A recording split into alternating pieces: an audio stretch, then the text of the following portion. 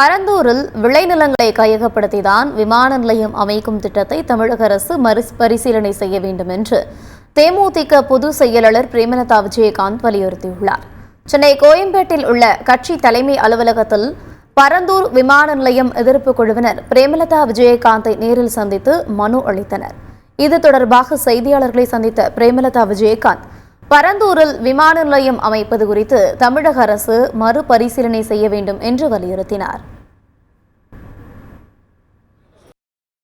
விளைநிலங்களை அளித்து அங்கதான் ஒரு விரிவாக்கம், அந்த விமான நிலைய விரிவாக்கம் செய்யணுமா என்பதை அரசு மீண்டும் பரிசீலனை செய்ய வேண்டும்.